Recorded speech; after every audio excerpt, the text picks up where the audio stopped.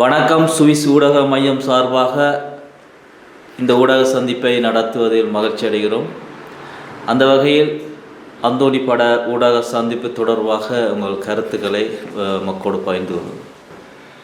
Swiss Tamil ஊடக மையம் ஊடாக ஓசை ஃபிலிம்ஸ் தயாரிப்பில் உருவாகி இருக்கின்ற அந்தோணி திரைப்படம் பற்றிய ஊடக சந்திப்பை ஏற்படுத்தியிருக்கின்ற உங்கள் அனைவருக்கும் ரமணாவின் அன்பு வணக்கம். அந்தோணி திரைப்படமானது முழுக்க ஈழத்திலே ஈழமணி திருநாட்டிலே உருவாகி இருக்கிற எங்களுடைய படைப்பாளிகளுடைய திரை படமாக வெளிவந்திருக்கிறது.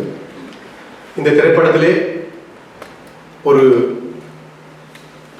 மீனவ கிராமத்தினுடைய கடலோடி கிராமத்தினுடைய வாழ்வியலை சித்தரிக்கின்ற ஒரு படைப்பாக நாங்கள் எத்தனையோ கடல் சார்ந்த காதலையும் உள்ள படங்களை நாங்கள் திரைப்படங்களை பார்த்திருப்போம்.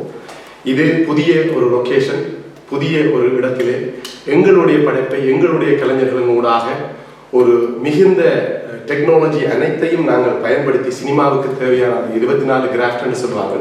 இந்த 24 கிராஃப்டையும் நாங்கள் சரியாக பயன்படுத்தி அதற்கான டெக்னீஷியன்களை எல்லாம் பயன்படுத்தி இந்த திரைப்படத்தை எடுத்திருக்கின்றோம். இதற்கு நோர்வேலே வாழ்ந்து வருகின்ற கயல் வின்சன் என்கின்றவர் இந்த திரைப்படத்தினுடைய பிரதான பாத்திரத்தை ஏற்று நடிக்கின்றார்.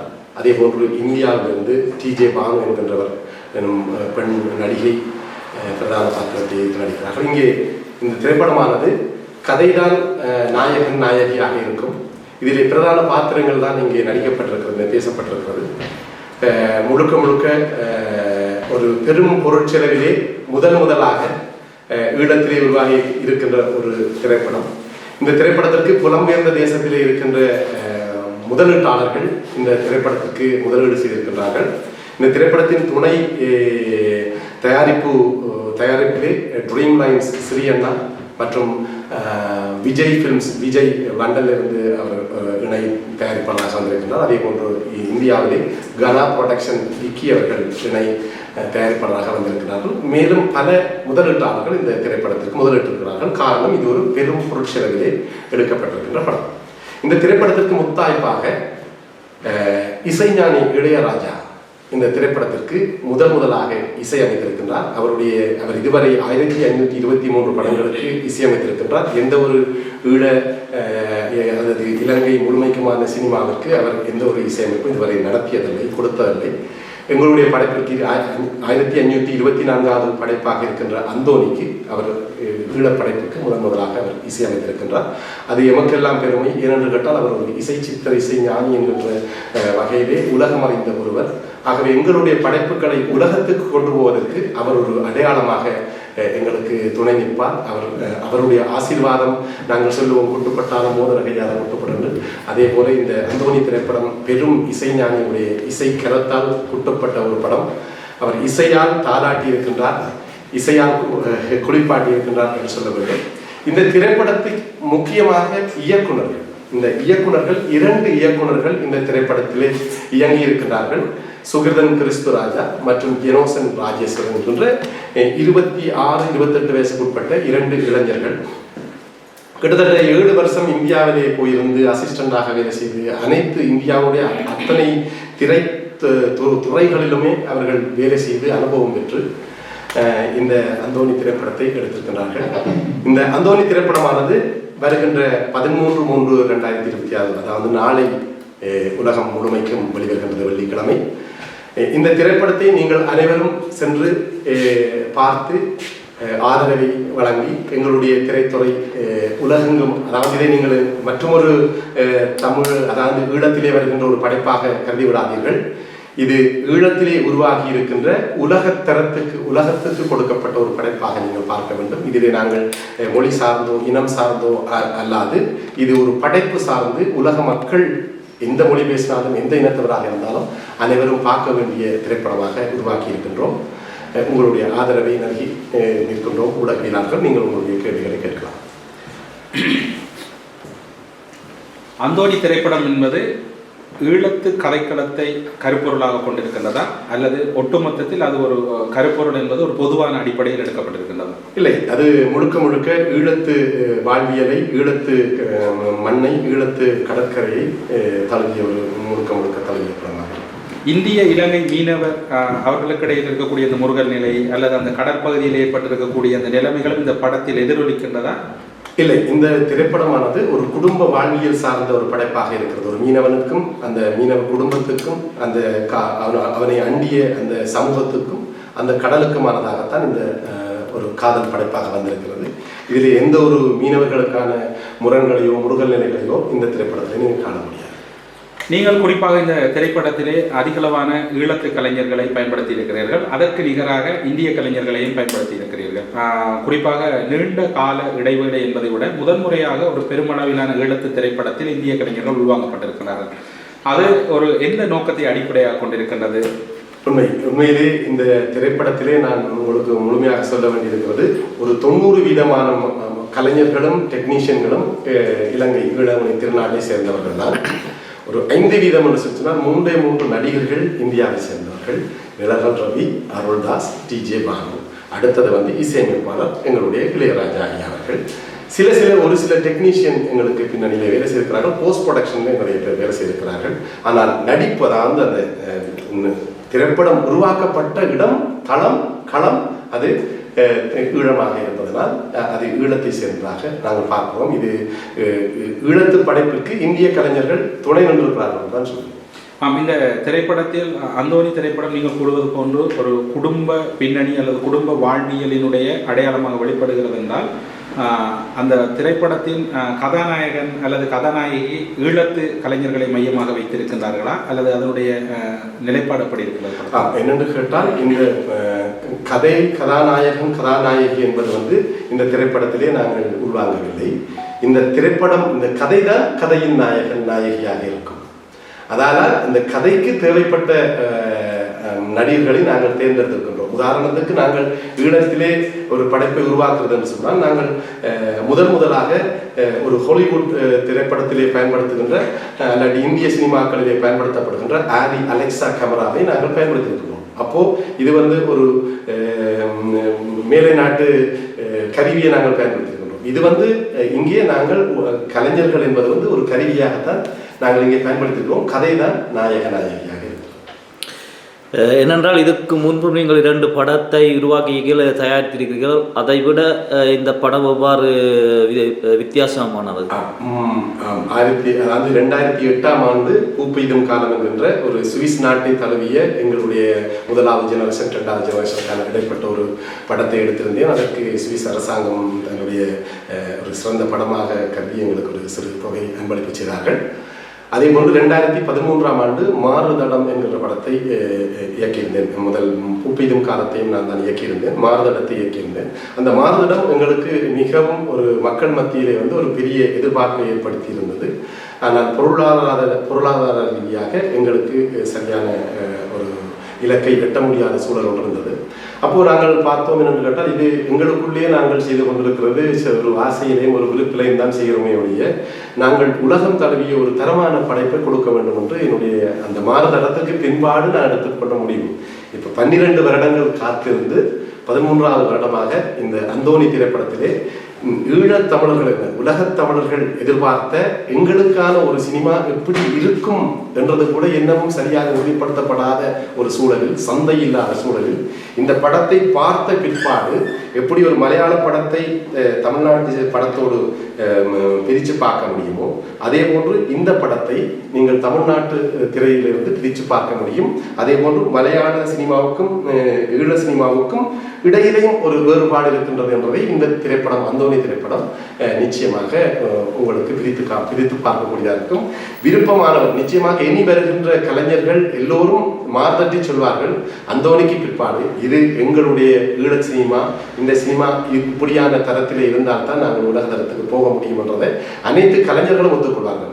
மனதிலே எந்த ஒரு காழ்ப்புணர்ச்சியோ எதுவும் அன்று நான் இதில் எங்களுடைய படைப்பாளிகளுக்காகத்தான் சொல்லுகின்றேன். இதில் அந்தோணி என்னுடைய படைப்பு அல்ல என்றுதான் நான் சொல்கிறேன். இந்த படைப்பு படைக்கப்பட்டு விட்டாச்சு, இனி அது மக்களுடையது, கலைஞர்களுடையது, அப்படி வரும். ஆகவே இது ஈழ சினிமா என்கின்றதை அடையாளப்படுத்தக்கூடிய ஒரு சினிமா. ஈழா சினிமா என்று நீங்கள் குறிப்பிடுகின்ற போது இந்த வருடம் 3 பெரிய திரைப்படங்கள் வெளிவர காத்திருக்கின்றன. அந்த அக்கா, மற்றது அந்தோணி, போராட்டம் போன்ற படங்கள்.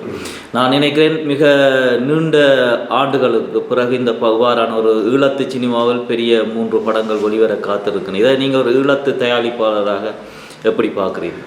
இது ஒரு நல்ல ஒரு முன்னேற்றமாகத்தான் நான் பார்க்கிறேன். ஒரு குறிப்பிட்ட காலத்துக்குள் இத்தனை படங்கள் வெளிவர காத்து கொண்டிருக்கிறது என்பது கலைஞர்களுக்கும் ரசிகர்களுக்கும் ஒரு பெரும் மகிழ்ச்சி தான். இப்போ அந்தோணி திரைப்படத்தை பொறுத்தவரையில் நாங்கள் அந்தோணி திரைப்படம் சென்ற ஆண்டு மார்ச் மாதம் 5ஆம் தேதி பூசையோடு ஆரம்பித்து இந்த வருடம் மார்ச் மாதம் 13ஆம் தேதி 3 மொழிகளிலே, தமிழ், சிங்களம், மலையாளம் ஆகிய 3 மொழிகளிலே நாங்கள் திரையிடுதலுக்கு தயார்படுத்தி விட்டோம். இந்த வேகத்தோடு எங்களுடைய படைப்புகள் வந்தால்தான் நாங்கள் அடுத்த கட்டத்துக்கு நகர முடியும் என்பது என்னுடைய தாழ்மையான கருத்து. நாங்கள் நீண்ட காலமாக இருந்தோம். அதே போன்று இந்த அந்தோணி திரைப்படம் வெற்றி கொள்கின்ற பொழுது இதற்கு பிறகு வருகின்ற படத்தை அதே கண்ணோட்டத்தோடு பார்ப்பார்கள். அப்போ கலைஞர்கள் குறைந்த அளவு தரத்திலே தாங்கள் எடுத்துக்கொண்டிருக்கிற இப்ப நீங்கள் சொல்கின்ற படைப்பாளிகள் தரத்தை மிக முக்கியமாக பார்க்க வேண்டும். ஏனென்று கேட்டால் எங்களுடைய இந்த உலகம் கைக்குள் அடங்கிவிட்டது. அப்போ உலக தரமான படைப்புகளை பார்த்த கண்களும் காதுகளும் எங்களுடைய படைப்பிலே தரம் இல்லை என்று சொன்னால் அவர்கள் உடனடியாக கைவிட்டு விடுவார்கள். அப்ப இந்த அந்தோணியுடைய முயற்சி கூட அடுத்து வர்ற படைப்புகள் சரியாக இருக்கின்ற பட்சத்தில் தான் அது வெற்றியை நோக்கி இலக்காக இருக்கும் என்று நான் நினைக்கின்றேன். அவர்களுக்கு என்னுடைய வாழ்த்துக்கள். அவர்கள் இதிலே தங்களுடைய ஆழமான பார்வையை வைக்க வேண்டும் என்றதும் வைத்திருப்பார்கள் என்றும் நான் நம்புகிறேன். நீங்கள் இப்போ கூறினீர்கள் உலகம் சுருங்கிவிட்டது, அதற்கு ஏற்றாற்போல் எங்களுடைய தொழில்நுட்பமும் எங்களுடைய வீச்சும் அதிகரிக்க வேண்டும் என்று. இந்த திரைப்படம் நாளை, அதாவது 3/13/2026 வெளியாகின்றது. இணைய வசதிகள் அல்லது இணையதளத்திலும் பார்க்கக்கூடிய நெட்ஃபிளிக்ஸ் போன்ற தளங்களில் அதே தளத்தில் வெளியாகின்றதா அல்லது அதற்கான ஏதாவது ஏற்பாடுகள் செய்திருக்கிறது என்று கேட்டால் இந்த அந்தோணி திரைப்படத்திற்கான அனைத்து வேலைகளும் தயாராகி காத்திருக்கின்றது. நெட்ஃபிளிக்ஸ் அல்லது அமேசான் போன்ற நிறுவனங்களினுடைய அடிப்படை கோரிக்கைகள் ஒன்று இருக்கிறது. அந்த அடிப்படை கோரிக்கைகளை இந்த அந்தோணி படம் நிறைவேற்றுகின்ற பட்சத்தில் நெட்ஃபிளிக்ஸும் அமேசானும் இதற்கான வாய்ப்பை எங்களுக்கு வழங்குவதாக உறுதி பண்ணியிருக்கிறார்கள். அவர்கள் ஒரு சில விடயங்களை கேட்டிருக்கிறார்கள். அதை நான் இப்பொழுது ஓப்பனாக சொன்னால் அதற்கு கூட சில நேரம் தடைகள் வந்துவிடும். அதனால் அதை நான் அதுக்கு கருத்து சொல்லாமல் அந்தோணி வெற்றி பெற்ற பிற்பாடு நான் சொல்றேன். நீங்கள் இப்போது குறிப்பிட்டீர்கள் மாறுதடம் என்பது பொருளாதார ரீதியாக எதிர்பார்த்த இலக்கை அடைய முடியவில்லை, அது ஒரு பின்னடைவாக இருக்கின்றது என்று. இப்போது இந்த திரைப்படங்களை பொறுத்தவரையில் சந்தைகள் என்பது முக்கியமாக இருக்கின்றது. ஈழத்து கலைஞர்கள், தென்னிந்திய கலைஞர்கள் கலந்து உருவான இந்த திரைப்படத்தின் சந்தை வாய்ப்பு எப்படி இருக்கும் என்று நீங்கள் எதிர்பார்க்கிறீர்கள்? சந்தை வாய்ப்பு தொடர்பில் நீங்கள் ஏதாவது முன்னேற்பாடு இருப்பதாக நினைக்கிறீர்கள்? நான் மாறுதடம் என்கின்றது ஒரு முழுமையாக ஒரு டெக்னாலஜி சார்ந்த அல்லாட்டி முழுமையாக தொழில்நுட்பம் நிறைந்த ஒரு படைப்பு அல்ல. நாங்கள் ஒரு குறுகிய சந்தையை நோக்கி உருவாக்கிய படைப்பு. அதோடு நான் இந்த படத்தை ஒப்பிட முடியாது. இந்த படமானது சந்தை எப்படி இருக்கிறது என்று நீங்கள் கேட்கின்றீர்கள். உண்மையிலே இதுவரை காலமும் ஏன் ஈழ சினிமாவுக்கு சந்தை உருவாகவில்லை என்றது ஒரு கேள்வி இருந்து கொண்டே இருக்கிறது. ஏன் இவ்வளவு மக்கள் உலகெங்கும் பறந்து வாழ்கின்றார்கள், அவர்கள் நினைத்தால் உடனடியாக ஒரு சந்தையை உருவாக்கி விடலாம் என்ற கேள்வி இருக்கிறது. இப்ப நாம் சுவிஸ் நாட்டிலே இருக்கின்றோம். சுவிஸ் நாடு ஒரு பெரிய பணக்கார நாடு. ஆனால் இதுவரை நினைக்கும் சுவிஸிலே ஒரு தனியே ஒரு திரைப்படத்தை உருவாக்கவில்லை. கோ டைரக்ஷன், கோ ப்ரொடக்ஷன், அப்படித்தான் பெரும்பான்மையான படைப்புகள் வந்திருக்கிறது. இவ்வளவுதான் பெரிய பணக்கார. ஏன் என்று கேட்டால் எங்களுக்கு சந்தை இல்லை. அப்ப சந்தையை நோக்கி நாங்கள் நகர்த்த வேண்டும் என்று சொன்னால் அந்த சந்தையை உருவாக்க வேண்டும். பூனைக்கு யார் மணி கட்டுவது என்ற கேள்விதான் இருந்து கொண்டே இருக்கிறது. பெரிய பெரிய தயாரிப்பு நிறுவனங்கள் எல்லாம் இதிலே முயற்சி செய்யவில்லை. அவர்கள் முயற்சி செய்யவில்லை. அது ஒரு வீண் முயற்சியாக நினைத்துக் கொண்டு விட்டார்களோ என்ன காரணம் தெரியாது. இது சந்தையை நோக்கி கொண்டு போவதற்கான பூனைக்கு மணி கட்டுற வேலையைத்தான் அந்தோணி திரைப்படம் செய்திருக்கிறது. அதுல அரைவாசி வேலை அரைவாசி நிறைவு பெற்றிருக்கிறது தான் நான் சொல்கிறேன். சந்தையை பொறுத்தவரை சந்தை வாய்ப்பு தொடர்பில் நீங்கள் குறிப்பிட்டிருந்தீர்கள். ஈழத்தமிழர்கள், புலம்பெயர் ஈழத்தமிழர்கள் தான் தென்னிந்திய சினிமாவினுடைய பெரும் முதலீட்டாளர்களாகவும் பெரும் வணிகத்தை ஈட்டிக் கொடுக்கக்கூடிய ஒரு முக்கிய புள்ளியில் இருக்கின்றார்கள். ஆனால் ஈழத்து கலைஞர் என்று மாறுதடம் உங்களுக்கு தெரியும். 2013ஆம் ஆண்டு வந்தபோது அந்த மாறுதடத்தினுடைய தன்மையும் அதில் இருந்த முக்கியத்துவம் தெரியும். உங்களுடைய முதலாவது திரைப்படம் சுவிட்சர்லாந்திலே சுவிஸ் அரசினுடைய ஒரு விருதுக்கு பரிந்துரைக்கப்பட்ட விருதுக்கும் அடைந்தது. ஆனால் இந்த படங்கள் தொடர்பிலான புரிதல் அல்லது இங்கு இருக்கக்கூடிய அமைப்புகள், குறிப்பாக ஈழத்து கலைஞர்கள் தொடர்பில் நீங்கள் படங்களை வெளியிடுகின்றதற்கு முன்னர் இங்கே இருக்கக்கூடிய அமைப்புகள் அல்லது புலம்பெயர்ந்த தமிழர்கள் மத்தியிலே குறிப்பாக தாயகம் தமிழ் தேசியம் பேசக்கூடியவர்கள் இந்த விடயங்களிலே ஒரு பாராமுகமாக இருக்கிறார்களோ அல்லது இந்த விடயங்களில் அவர்கள் மற்ற விடயங்கள் கவனம் செலுத்துகின்ற போது இந்த விடயம் எங்களுக்கு உரித்தானதில்லை என்கின்ற ஒரு சிந்தனை இருப்பதாக நீங்கள் கருதுகிறீர்களா? இல்லை, நான் அப்படி கருதவே மாட்டேன். ஏனென்று கேட்டால் எங்களுடைய படைப்பாளர்கள் பெரும்பாலும் இந்த சினிமா துறையை பொறுத்தவரையில் தன்னெழுச்சியாக தன்னார்வமாக தனக்கு தெரிந்த விடயங்களை அறிந்து கொண்டு சில படைப்புகளை உருவாக்கி இது ஒரு சினிமா, இது ஒரு படம் என்று சொல்லி நிறைய ஏமாற்றங்களை எங்கள் மக்கள் மத்தியிலே கொடுத்து விட்டார்கள். ஈழப்படைப்பு என்ற ஒரு சென்டிமெண்ட்டை வச்சுக்கொண்டு நாங்கள் படைப்பதெல்லாம் படைப்புகள் என்று மக்களிடம் கொண்டே சேர்த்து விட்டார்கள். ஆனால் மக்கள் 100 வருஷ சினிமாவை, இந்திய சினிமாவை பார்த்து கொண்டு வளர்ந்த சந்ததியாக வளர்ந்த மக்களுக்கு அதிலே ஒரு தெளிவில்லை, அதில் ஒரு புரிதல் இல்லாமல் போய்விட்டது. இது ஒரு சினிமா என்ற கட்டக்கறிகளே இல்லாதவற்றை எப்படி நாங்கள் சினிமா என்று ஏற்றுக்கொள்வதென்று உண்மையும் அதில் இருக்கிறது. ஒரு சில படங்கள் அதிலே நாங்கள் விரவிட்டு எண்ணக்கூடிய நல்ல தரமான படைப்புகள் வந்திருந்த பொழுதும் அதை சந்தை நோக்கி அவர்கள் நகர்த்தவில்லை. சந்தை நோக்கி நகர்ந்திருந்தால் இன்றைக்கு எங்களுக்கான சந்தை உருவாகி இருக்கும். அப்ப மக்களில் ஒரு காலமும் நாங்கள் குறை சொல்ல முடியாது, அமைப்புகளில் குறை சொல்ல முடியாது. வருகின்ற 10 படங்களில் 8 படங்கள் ஒரு படம் என்ற அந்த தரத்துக்குள்ளே இல்லாமல் 2 படங்கள் சாதாரண அளவிலே ஓகே இந்த படத்தை நாங்கள் ஒரு சினிமா ஏற்றுக்கொள்ளலாம் என்கின்ற கட்டக்கரையில் இருக்கின்ற போது அடுத்து வருகின்ற படைப்புகள் திருப்பி அந்த பார்வையாளருக்கு ஏமாற்றத்தை கொடுத்ததும் அவன் எங்களுடைய படைப்புகள் எல்லாம் இப்படித்தான் இருக்கும் என்று அவன் தானாக தீர்மானித்து வருகின்றான். ஆகவே எங்களுடைய மக்களில் நான் ஒருபோதும் குற்றம் சொல்லவில்லை, எங்களுடைய அமைப்புகள் ஒருபோதும் குற்றம் சொல்லவில்லை. நாங்கள் சரியானதை தரமானதை கொடுத்தால் மக்கள் பார்ப்பார்கள் என்றது எனக்கு அசைக்க முடியாத நம்பிக்கை என் மக்கள் மீது. குறிப்பாக தென்னிந்திய சினிமாவில் கொடிகட்டி பறக்கின்ற இசையமைப்பாளர்களும் சரி அல்லது இயக்குநர்களும் சரி ஈழத்து சினிமா சார்ந்து அல்லது படம் சார்ந்து தமது ஆதரவை தெரிவிப்பதோ அல்லது அதற்கான இயக்குவதோ அல்லது இசையமைப்பதோ குறைவு. அந்த வகையில் நீங்கள் இசை ஞானி இளையராஜாவை எப்படி அணுகினீர்கள், எப்படி அதை இந்த படத்துக்கு கொண்டு வந்து சேர்த்து? உண்மையிலே ஒரு சுவாரஸ்யமான கதை, நீண்டு போயிருந்ததுக்காக கொஞ்சம் சுருக்கி சொல்கின்றேன். இந்த படைப்பை நான் என்னுடைய இயக்கத்திலே உருவாக இருந்த ஒரு படைப்புக்கு தான், என்னுடைய இயக்கத்திலே உருவாக இருந்த ஒரு சினிமாவுக்காகத்தான் நான் தயார்படுத்திக் கொண்டிருந்தேன். ஆனால் இந்த பிள்ளைகளினுடைய அர்ப்பணிப்பை பார்த்ததும் அடப்பா நம்ம எங்களோட வயசுல அவங்களுக்கு ஒரு வாய்ப்பு, எனக்கு வாய்ப்பு கிடைக்கல. இப்போ நான் புரிதலோடு இருக்கிறேன். 35 வருடம் என்னுடைய இந்த படத்தை எடுக்கிறதுக்கு சாதாரண காலம் இல்லை. 35 வருடங்கள் சென்றிருக்கிறது. அந்தோணி என்கின்ற ஒரு தரமான ஒரு படைப்பை கொடுப்பதற்கு என்னுடைய மக்கள் என்னுடைய முகத்தை இங்கே ஏற்றுக்கொண்டு எனக்கு இன்வெஸ்டர்களாக வந்திருக்கிறார்கள். அதுதான் அடிப்படை. இந்த படம் உருவாக்குவதற்கு தனி ரமணன் காரணம் இல்லை. இந்த ரமணன் என்கின்ற நபர் இந்த சுவிஸ் நாட்டிலே எப்படி தன்னுடைய கலைப்படைப்பிலே கலைத்துறையிலே எப்படி பணியாற்றி இருக்கின்றார் என்பதை காலாகாலமாக பார்த்து வந்த மக்கள் தான் எனக்கு இன்வெஸ்டர்களாக முதலீட்டாளர்களாக வந்திருக்கிறார்கள். அப்போ முழுக்க இதுக்கு அர்ப்பணிப்போடு நாங்கள் வேலை செய்கிறது தான் எங்களுக்கு சிறந்ததாக இருக்கும். இது இந்த பிள்ளைகளை பார்த்த உடனே எனக்கு ஒரு தலைமுறையில் இந்த பிள்ளைகளுக்கு நாங்கள் சான்ஸை கொடுப்போம் என்று போட்டு அவர்களுக்கு வாய்ப்பை கொடுத்தது தான் இந்த அந்தோணி திரைப்படம். அப்போ அவர்கள்ட்ட சொல்லுகின்றேன், நீங்கள் எடுப்பதாக இருந்தால் 3க்கும் மேற்பட்ட மொழிகளிலே இந்த திரைப்படம் வரப்படும். ஒரே நாளில் உலகம் முழுமைக்கும் தமிழர்கள் பறந்து வாழ்கின்ற இடத்திலே வர வேண்டும். முகம் அறிந்த இந்திய கலைஞர்கள் யாராவது இந்த படத்திலே இருக்க வேண்டும். அதாவது இசை என்றால் இசைக்கு ஒருவர் இருக்க வேண்டும், அல்லது நடிப்பு என்று சொன்னால் நடிகராக ஒருவர் முகம் தெரிந்த கலைஞராக இருக்க வேண்டும். என்னை பொறுத்தவரையில் இது எங்களுடைய படைப்பென்று வருகின்ற போது நடிப்பு சார்ந்த விஷயம்தான் இந்த சினிமா. ஆகவே முழுக்க எங்களுடைய கலைஞர்கள் நடிப்பு சைட்டில் இருந்தாலும் மற்ற துறைகளிலே நாங்கள் கேட்கலாம். அப்போ பட்ஜெட் என்று ஒன்று, அந்த பட்ஜெட்டை பார்க்கின்ற பொழுது இந்திய கலைஞர்களை அணுக முடியாத ஒரு சூழல். அப்போ அவர்கள் சொன்னாலும் இந்த பட்ஜெட்டுகளை நாங்கள் இந்திய கலைஞர்களை அணுகி நாம் செய்ய முடியும். அப்போ நான் சொன்னேன் ஓகே அப்படின்னு சொன்னால் இன்னும் நாட்களை கொண்டு வர முடிந்தால் நான் இதுக்கான பட்ஜெட்டை தயார் பண்ணி தருகின்றேன். அப்படி உருவாக்கி வந்ததுதான் ஐயா இசைஞானி இளையராஜா இருக்கிறோன்னு அந்த சுகிர்தன் தம்பி சிரித்தார். ஏன்னு கேட்டால் அவருடைய ஸ்கிரிப்டில் எழுதிட்டு எங்கேயோ ஒரு மூலையில இசைஞானி இளையராஜான்னு எழுதியிருக்கார். என்ன துணிச்சல் எழுதுறாரு தெரியாது. இது ஒரு பிரபஞ்சத்தினுடைய உண்மையிலே ஒரு பிரபஞ்சத்தினுடைய சக்தியை தான் சொல்லுவேன். ஏனென்றால் எல்லாருமே இதுக்குள்ள எந்த ஒரு ஏற்றத்தாழ்வும் மற்ற இந்த சினிமாவை எங்களுக்கான ஒரு இண்டஸ்ட்ரியை உருவாக்கணும் என்று மனதார உளமாற செயல்பட்டிருக்கிறார்கள். அதனால் தான் இசைஞானி என்றவர் ஒரு ஒரு தொலைவில் உணரக்கூடிய டெலிபதி உணரக்கூடிய ஒரு கலைஞர். அவர் உணர்ந்து தான் இதுக்கு வந்திருக்கிற வழிய வேறொரு காரணமும் இதுக்கு இருக்க முடியாது. இந்த திரைப்படத்துக்கு வேறொரு பின்னணி காரணங்களும் இருக்க முடியாது. இந்த படைப்புக்கு இந்த இந்த இவ்வளவு கலைஞர்கள் போட்ட எஃபோர்ட் அதுதான் காரணமாக இருக்கிறது. அதனால் தான் அவர் இளையராஜா நீண்ட காலத்துக்கு பிறகு சமூக ஊடகங்களின் தாக்கத்தினால் ஈழத்து கலைஞர்கள் அல்லது ஈழத்து நடிகர்கள் ஈழத்து மக்களால் இவ்வளவும் தென்னிந்திய மக்கள் தென்னிந்திய நடிகரை கொண்டாடிய மக்கள் ஈழத்து நடிகர்களையும் கொண்டாட தயாராக இருக்கிறார்கள் அல்லது கொண்டாடுகிறார்கள்.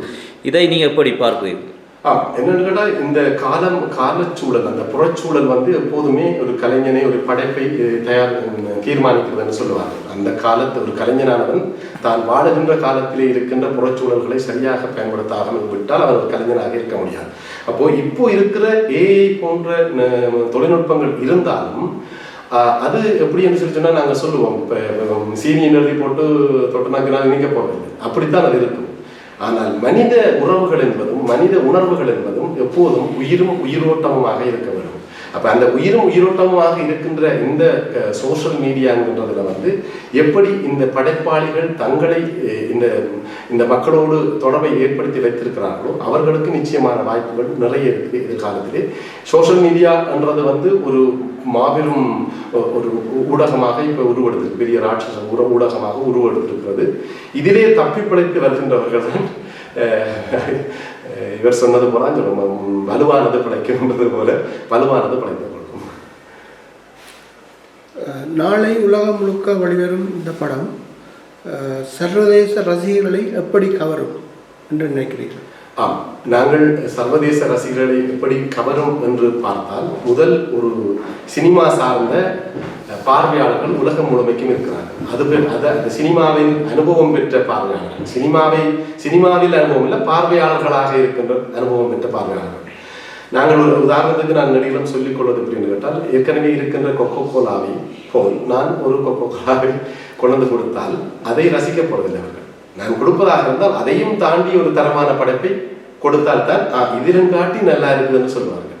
அப்போ இந்த படைப்பிலே நீங்கள் இதுவரை பார்த்த ரசனையிலும் பார்க்க நாங்கள் அதையும் தாண்டி ஒரு சின்ன முயற்சி ஒன்று செய்திருக்கின்றோம். அந்த முயற்சியை நீங்கள் பார்ப்பதாக இருந்தால் அதை அகண்ட வெண்டிரையில் வந்து பார்த்தால்தான் உங்களால் அதை ரசிக்க முடியும். ஆகவே அகண்ட வெண்டிரையில் பார்த்து ரசிக்கின்றவர்கள் இருந்தால் அவர்களுக்கு நல்ல ஒரு உணவாக அந்தோனி அமையும். விநியோகங்கள் மத்தியில் இந்த படத்திற்கு பெரிய வரவேற்பு கிடைத்துள்ளது. வணிக ரீதியாக இந்த படம் எந்த மாதிரியான சாதனைகளை செய்யும் என்று எதிர்பார்க்கிறீர்கள்? நிச்சயமாக வணிக ரீதியாக ஒரு ஈழப்படைப்பிற்கு உலக சந்தையிலே வெற்றியை தருவதற்கு அந்தோனி முக்கிய ஒரு படைப்பாக இருக்கும் என்றதிலே நான் முழுமையாக நம்பிக்கையோடு இருக்கின்றேன். எங்களுடைய குழுக்களும் அப்படியே முழுமையாக நம்பிக்கொண்டிருக்கிறார்கள். இது வணிக ரீதியாக நாங்கள் ஒரு வழியை திறந்து விட்டிருக்கின்றோம். இப்பொழுது கடைசி உதாரணத்துக்கு எங்களுடைய படைப்பு இதுவரை இலங்கையிலே எடுக்கப்பட்ட திரைப்படத்திற்கு இசையை எந்த ஒரு இசை நிறுவனமும் வந்து அதை வாங்கவில்லை, காப்பிரைட்ஸ் எடுத்துக் கொள்ளவில்லை. அந்தோனிக்கு முதலாக ஒரு ஜெயின் மியூசிக் இந்தியா என்ற நிறுவனம் அந்த இசைக்கு ரைட்ஸை வாங்கியிருக்கிறார். அதுவே எங்களுடைய முதலாவது வெற்றியாக நாங்கள் கருதுகின்றோம். இந்த சந்தையானது வந்து 3 மொழியிலே வருகின்றபடியால் இந்த 3 மொழியிலேயும் ஒரு வாசலை திறந்து விட்டிருக்கிறது. என்னென்று கேட்டால், இப்போ நீங்கள் அப்போது சொன்ன கேள்வியையும் இதோட இணைச்சி சொல்கின்றேன். எங்களுடைய ஈழத்தமிழர்கள் தான் இந்திய சினிமாவுக்கு ஒரு பேக்போன் போல இருக்கிறார்கள் என்று உயிர் கொடுத்து வைத்திருக்கின்றார்கள் என்று சொல்லுகின்றீர்கள். ஆனால் அது எவ்வளவு காலத்துக்கு என்று தெரியாது. அதால அவர்கள் விழித்துக் கொண்டார்கள். எப்படி என்று கேட்டால், இப்போ அவர் பேன் இந்தியா என்று விழித்துவிட்டார்கள். பேன் இந்தியா என்கின்ற பொழுது அவர்கள் அந்த இந்தியாவை முழுமைக்கும் ஆள்கொள்கின்ற விடயத்தை செய்ய வேண்டும். இப்போ அந்தோனி என்ன செய்திருக்கின்றார், பேன் ஸ்ரீலங்கா மட்டும் இல்லை, பேன் இந்தியா இல்லை, பேன் வேர்ல்டு என்றதை நாங்கள் கையில் எடுத்துக்கிறோம். இந்த ஆயுதமானது உலகத்தமிழர் மத்தியிலே ஒரு சந்தையை உருவாக்குவதற்கு பெரிய உதவியாக இருக்கும்.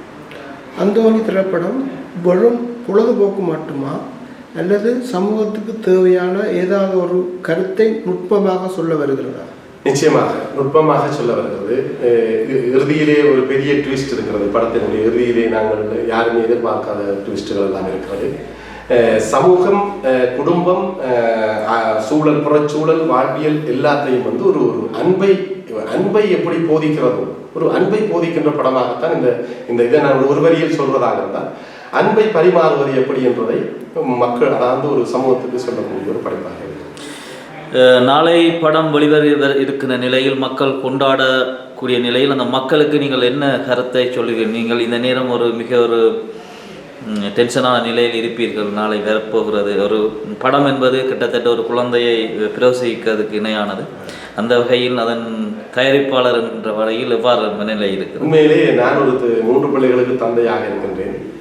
ஒவ்வொரு பிள்ளையும் பிறக்கின்ற பொழுது அந்த தந்தைக்கும் தாய்க்குமான ஒரு ஆசை, ஒரு எப்படி இருக்குமோ அதே போல் தான் எங்களுடைய பிள்ளை ஸ்கேன் பண்ணி பார்த்த பொழுது முழுமையாக எந்த ஒரு குறைபாடும் இல்லாத பிள்ளையாக இருக்குது என்று சொன்னதே அதுவே ஒரு பெரும் மகிழ்ச்சியாக இருக்கின்ற பொழுது எங்களுக்கு பிள்ளை வரப்போகிறோம்னு சொன்னால் மிக பெரும் மகிழ்ச்சியோடு இருக்கின்றோம். இது தனியே இந்த ஓசை பிலிம்ஸ் அல்லாட்டி அந்தோனி பட குழுவினுடைய மகிழ்ச்சி மட்டுமல்ல, இது எங்களுடைய உலக தமிழர்களுக்கான ஒரு மகிழ்ச்சியான செய்தியாகத்தான்.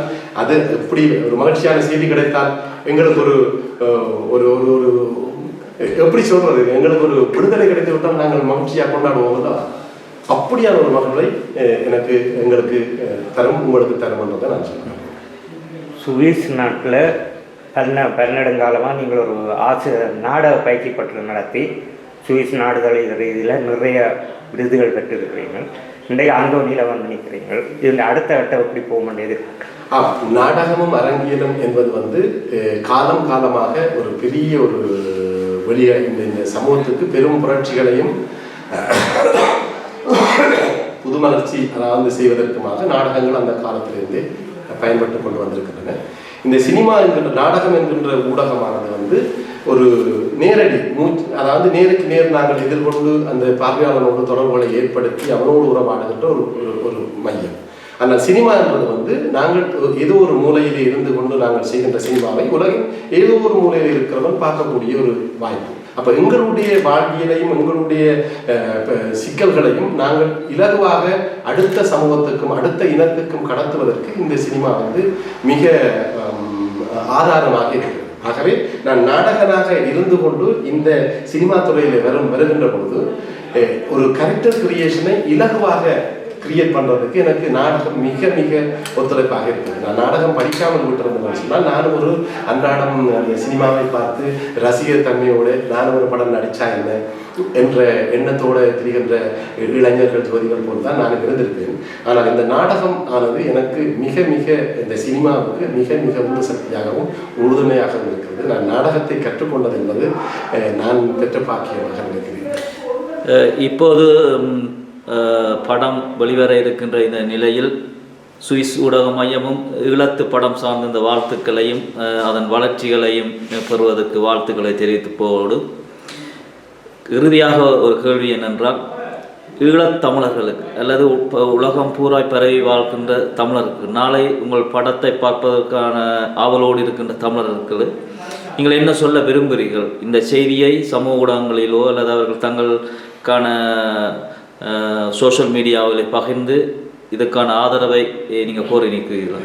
இது எப்படி என்று சொன்னால், நீங்கள் உங்களுடைய இல்லத்திலே ஒரு குடும்ப விழாவை நடத்துகின்ற பொழுது எப்படி நீங்கள் ஊர் கூடி அந்த குடும்ப விழாவை நடத்துவதற்கு நீங்கள் ஆட்களை எல்லாம் அணுகி அந்த விழாவை சந்தோஷமாக கொண்டாடுவீர்களோ, அதுபோன்று இது உங்களுக்கான குடும்ப விழா. எங்களுடைய ஈழத்திலே இருந்து வந்திருக்கின்ற ஒரு பெரும் படையல். இந்த படையலை உங்களுடைய குடும்ப விழாவாக கருதி நீங்கள் அனைவரும் எல்லோரோடும் பகிர்ந்து நீங்கள் இந்த படைப்பை கொண்டாடுகின்ற பொழுது உலக சந்தையிலே ஈழ சினிமாவுக்கான சந்தை உருவாகி எங்களுக்கான தேவைகள் நிறைய இருக்கிறது, பேசப்பட வேண்டிய விஷயங்கள் நிறைய இருக்கிறது. ஆனால் எங்களுக்கான ஒரு தளத்தை உருவாக்காமல் நாங்கள் எங்களுடைய விடயங்களை பேசுவது என்பது மிகவும் கடினமானது. இப்பொழுது இந்த அந்தோனி அதுக்கான தளத்தை தான் செய்து கொண்டிருக்கிறது. எங்களை அடையாளப்படுத்தி இந்த தளத்தில் நாங்கள் ஒரு தளத்துக்கு வந்த பிற்பாடு நாங்கள் பேசப்பட வேண்டிய விடயங்கள் நிறைய இருக்கின்றது, இந்த உலகத்துக்கு சொல்லப்பட வேண்டிய விடயங்கள் நிறைய இருக்கிறது. அதற்கு முதல் நாங்கள் ஒரு படைப்பாளிகள் என்பதை மக்கள் மனங்களிலே புகுத்த வேண்டுமாக இருந்தால் இந்த அந்தோனி போன்ற படைப்புகள் உங்களால் கொண்டாடப்பட வேண்டும், உங்களால் வெற்றி உயர்த்தி விடப்பட வேண்டும். அப்பொழுதுதான் எங்களுடைய கதைகளையும் சொல்லப்பட வேண்டிய கதைகளையும் உலகத்துக்கு சொல்லலாம். ஆகவே நீங்கள் அனைவரும் எந்த ஒரு பாகுபாடுமற்று இந்த திரையரங்கத்துக்கு வந்து இந்த அந்தோனியை பார்த்து இந்த கலைஞர்களை வாழ்த்த வேண்டும் என்று உங்களிடம் கேட்டுக்கொள்கிறேன். நன்றி. இந்த ஊடக சந்திப்பில் விரைவாக சொன்னதுக்கு உங்கள் அந்தோணி படம், எங்கள் அந்தோணி படம் வெற்றி பெற வாழ்த்துக்கள். நன்றி. அநேகமானவர்கள் உங்கள் என்று சொல்வார்கள், நீங்கள் எங்கள் என்று சொன்னீர்கள். அதுதான் இந்த அந்தோணியுடைய வெற்றியாகவும் நான் கருதுகின்றேன். இது எங்களுடைய படம் என்றுதான் சொல்ல வேண்டும், உங்களுடைய படம் அல்ல. ஒரு குறுகிய நேரத்திலே, நான் அங்கிருந்து வந்த ஒரு குறுகிய காலத்துக்குள்ளே தம்பி ஆண்டனி இந்த ஊடக சுவிஸ் தமிழ் ஊடகங்களை சந்திக்கின்ற வாய்ப்பை ஏற்படுத்தி தந்தமைக்கும், இங்கே வருகிறது என்னுடன் கேள்வி கேட்ட ஊடகங்களாகிய உங்களுக்கும், இதை பார்த்து கொண்டிருக்கின்ற அனைவருக்கும் ஓசை ஃபிலிம் சார்பாகவும் அந்தோனி திரைப்பட குழு சார்பாகவும் மனமார்ந்த நன்றிகளை தெரிவித்துக் கொள்கிறோம். நன்றி, வணக்கம்.